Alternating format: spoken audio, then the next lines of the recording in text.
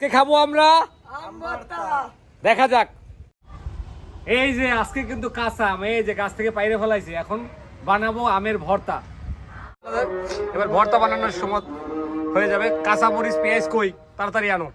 এই যে আমাদের আমগুলো সব সেলা হয়ে গেছে, এবার কুচি কুচি করে কাটার পালা। আম কোচা শেষ হয়ে গেছে, এবার আম কুচি কুচি হয়ে গেছে। নিয়েছি লেবু পাতা, পেঁয়াজ, শুকনো মরিচ প্লাস 20 ঝাল মরিচ, মানে যেটাকে বলে বোম্বাই মরিচ বলে, লবণ, সাথে থাকবে চিনি। চিনি আসতেছে, এখনো এসে পৌঁছায়নি। আমাদের চলছে কিন্তু আম মাখামাখির আয়োজন।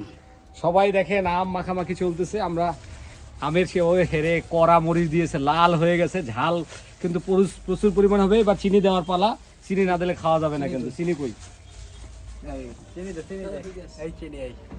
চিনি দিয়ে মাখামাখি চলছে।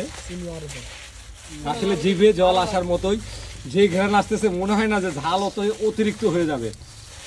প্রচুর ঝাঁঝালো ঘ্রাণ পাওয়া যাচ্ছে। সরিষার তেল দিলে কি ভালো হয়?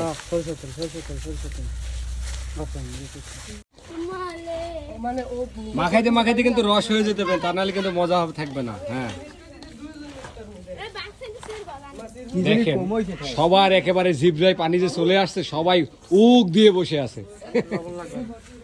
লবণ লাগবে, লবণ দেখা যাক, টেস্ট চলতেছে।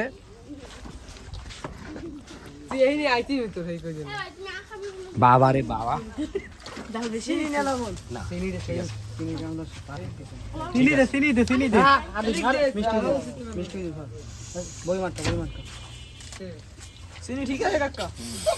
চলতেছে কলা পাতায় ডিস্ট্রিবিউশন। হ্যাঁ কলা পাতাটা হাতে দাও। এই যে কলা পাতায় কেমন হয়েছে?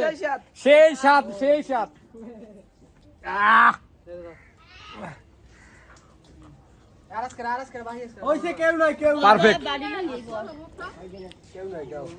সবাইকে ধন্যবাদ আমার এই আম মাখার ভিডিওটি দেখার জন্য। আসসালামু আলাইকুম।